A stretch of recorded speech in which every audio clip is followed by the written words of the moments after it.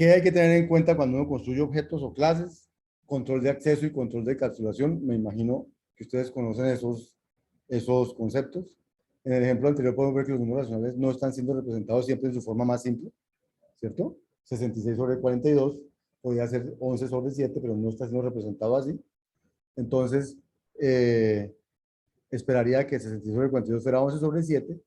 Entonces, ¿cómo hacerlo? Entonces, una manera de resolver eso es hallando el máximo común divisor. ¿Lo vieron en algún sitio? El máximo común divisor en la carrera, digo. Ah, bien, bien. Discretas 1, hallando el máximo común divisor de 66 y 42 queda 6. ¿Cómo se halla el máximo común divisor? Con un algoritmo que se llama algoritmo ¿de quién? De Euclides, bien, ¿no? El algoritmo de Euclides. Entonces, uno puede programar el algoritmo de Euclides para hallar el máximo común divisor e incorporar eso en la abstracción. Entonces, lo podemos incorporar en cada operación. En cada operación decidir, hago el máximo común divisor y lo divido por el máximo común divisor arriba y abajo. O lo puede incorporar en la misma clase cada que el objeto se construye.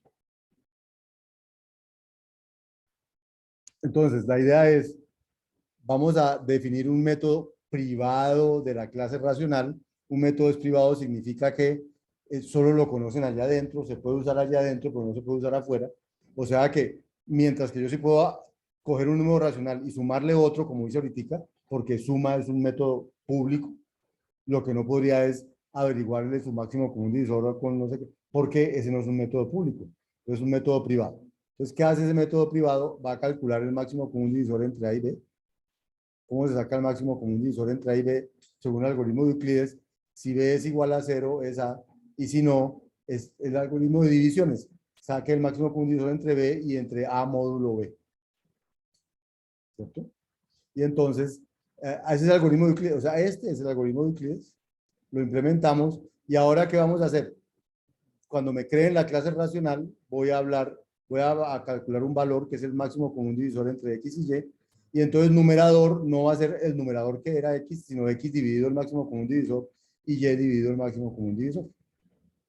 Entonces, de esa manera, o sea, hay dos nuevos miembros, máximo común divisor y M, ¿cierto? Se etiquetaron como privados los dos, o sea que el acceso a esos miembros está limitado.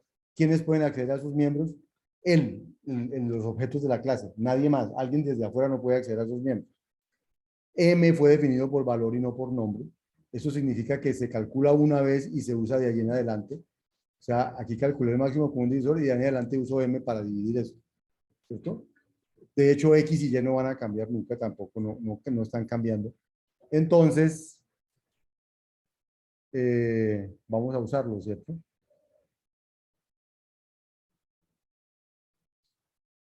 Esa es la versión que debe haber aquí.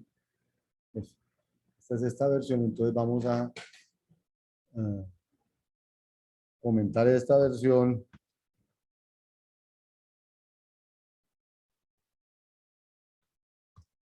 Y descomentar esta.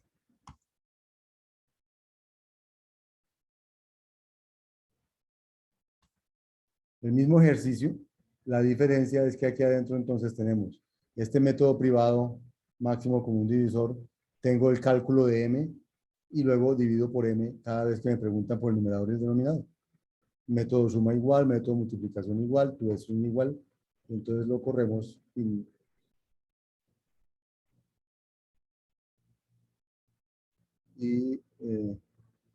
tenemos que ahora sí vemos el número que es, 11 séptimos, ¿cierto? Es el mismo 66 sobre 42, o sea, X seguirá siendo 66, Y seguirá siendo 42, pero lo que hemos, pero, no, perdón, X seguirá siendo 66, Y 42, pero el numerador es 66 dividido el máximo común divisor, y el denominador es el denominador dividido el máximo común divisor, por eso ahora da 11 séptimos. ¿Listo? Entonces, ¿qué hicimos? Crear unos métodos privados nuevos, y eso es lo que llaman control de acceso y control de encapsulación, ¿cierto? Bien. Bien, ese ya funciona. Variantes de eso.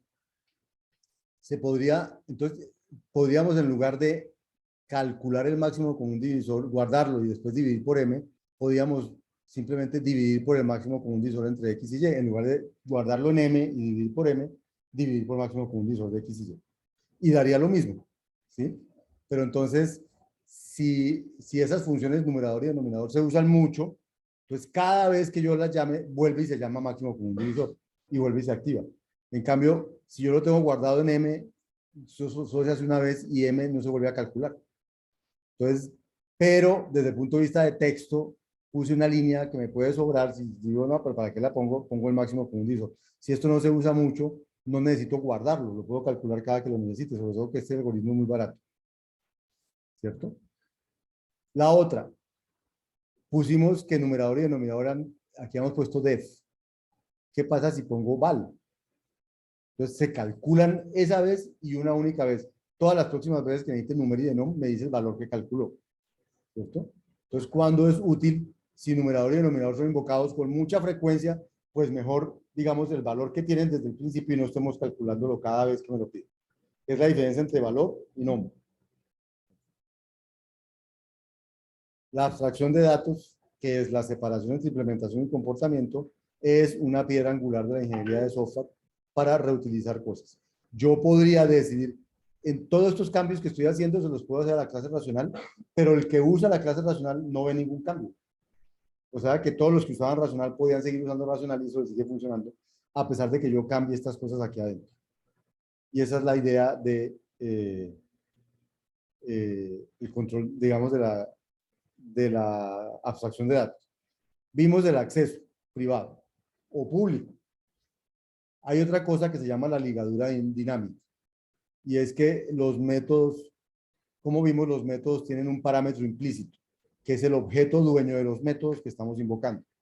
Por eso no necesitamos pasar dos parámetros para sumar, sino uno, porque el otro es el objeto que está invocando el método. Entonces ahí están los dos. Aquí cuando escribimos aquí x punto suma y, pues realmente ahí están los dos parámetros. X, que es el objeto, suma y, entonces estamos sumando x con y. Pero no estamos pasándole a la suma dos parámetros, sino uno solo. Porque el otro es el objeto que está invocando el método suma. Eso dio un resultado y ese objeto invoca a mult z. Está multiplicando la suma, lo que dio esta suma por z. Entonces, ese método es implícito.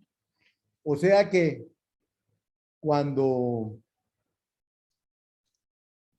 aquí dice numer, realmente ahí no dice numer.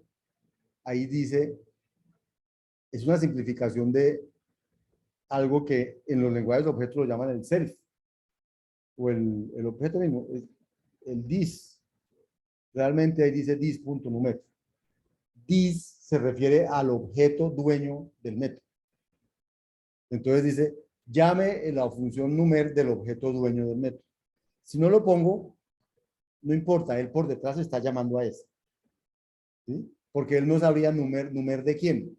Pues es el numer del dueño del dueño de ese, el dueño de, el objeto dueño de esa función numer. Y ese típicamente es this. No es obligatorio ponerlo.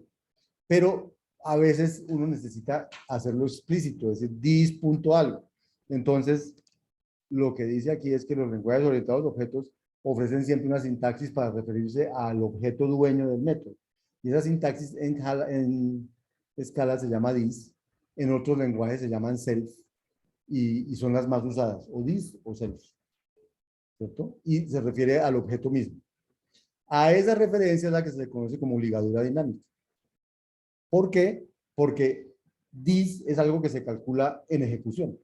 Cuando yo digo this punto algo, dice a quién soy yo, y entonces calcula en ejecución cuál es la función que tiene que invocar. Entonces, como eso se calcula en ejecución, se llama ligadura dinámica, porque se calcula en ejecución. Eso es lo que, entonces, control de acceso, públicos, privados, quién puede llamar los métodos y quién no. Ligadura dinámica es el objeto dueño del método que se está llamando, se liga dinámicamente a esa cosa que se llama this.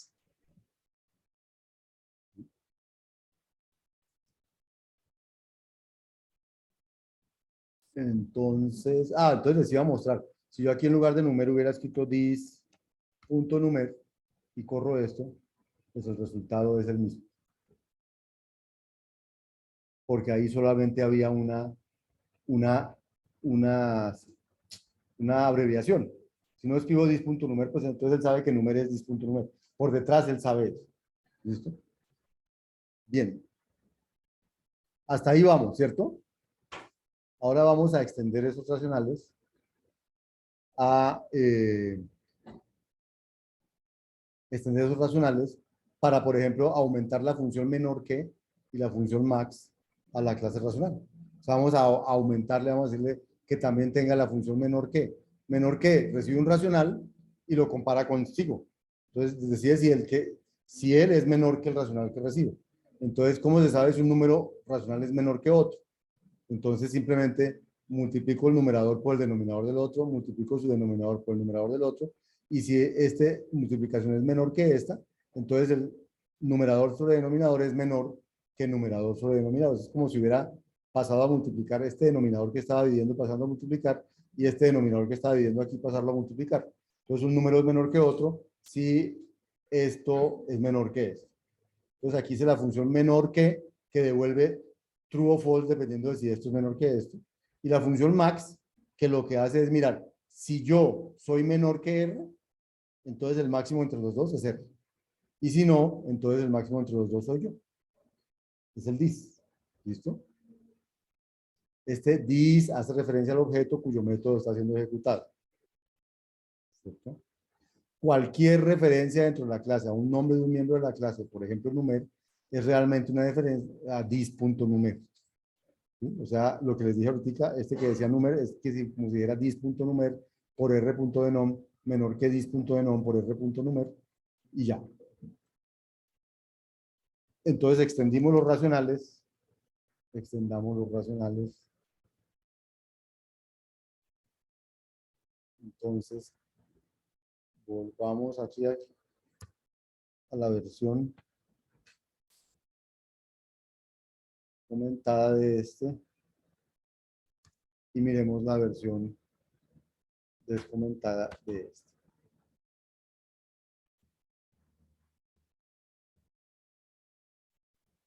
Entonces, esta versión descomentada ya tiene el uso explícito del dis.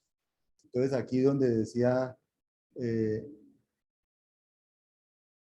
menor, bueno, entonces aquí estamos usando, si este, en este máximo, si este es menor que R, devuelva R, y si no, este, ya, lo corremos.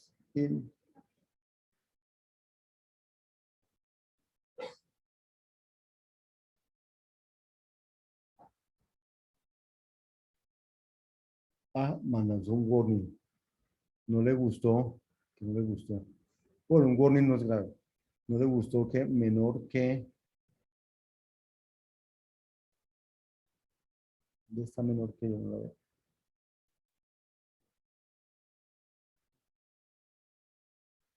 Racional, definición, menor que. ¿Qué no le gustó? La línea está indentada muy lejos de la izquierda.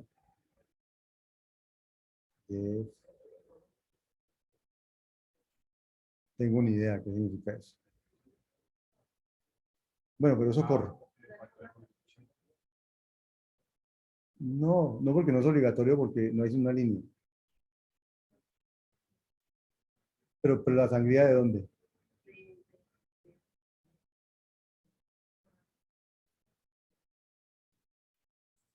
Es que no está, pero no está debajo de este. No está debajo de este exactamente, no.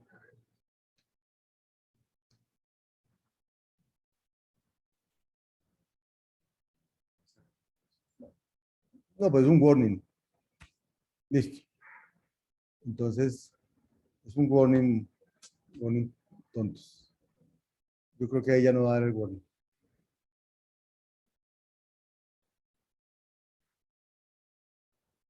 Ah,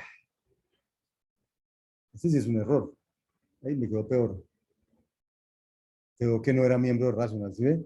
Hice mal las cosas. ¿Dónde quedó?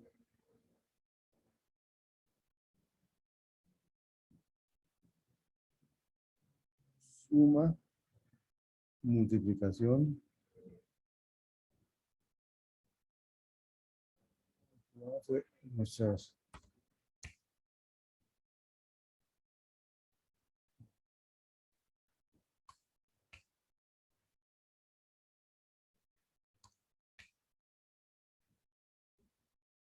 Yo no sé, son tan remilgosos estos compiladores.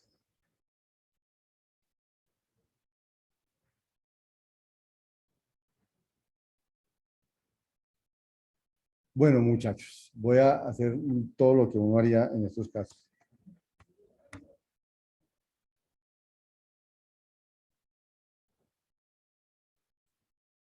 Control Z. O sea, desde aquí no veo bien. Ay, ¿qué hizo ahí? Ahí.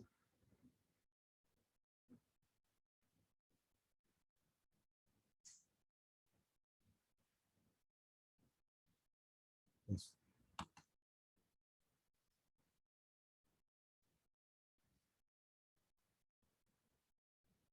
Bueno, lo importante es, no voy a poner atención. Un tercio, 5 séptimos, 3 medios, 11 séptimos, y X es menor que Y, dice que sí, X es un tercio, Y es 5 séptimos, y obviamente 7 es menor que 15, por lo tanto funciona un tercio menor que 5 séptimos, Y menor que X dice que no, si X es menor que Y no es menor que X, y Z menor que Y, Z es 3 medios, y eso es más de 1, y 5 séptimos es menos tampoco. Listo. Ya está la función menor que.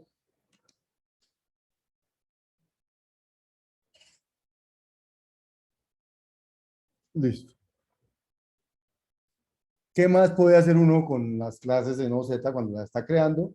Entonces usted puede ponerle unas precondiciones para poder crearlas. Por ejemplo, existe este predicado require que dice, usted dice, se requiere que Y sea mayor que cero. Por ejemplo, queremos que en la clase racional los denominadores sean siempre positivos. Si un número es negativo, quizá pues, lo ponemos al numerador. Al denominador lo dejamos siempre positivo. Entonces, vamos a decir que se requiere que Y, siempre que se cree un racional, Y sea mayor que cero. ¿Mm? Por ejemplo. Si la condición, si cuando uno crea el racional, esa condición es evaluada a falso, entonces va a haber una excepción y se para la computación. Otra función que se usa o que se puede usar es assert.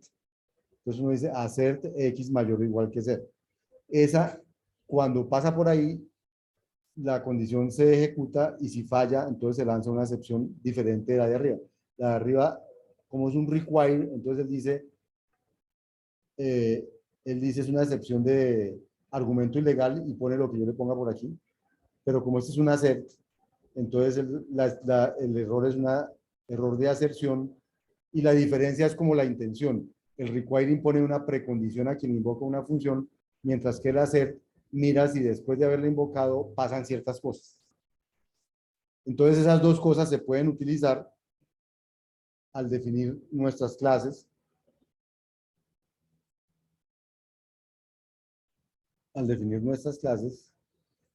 y por ejemplo, uno puede decir, requiero que Y sea mayor que cero, requiero cosas de ese estilo, que ahorita vamos a mirar. Vamos ahí.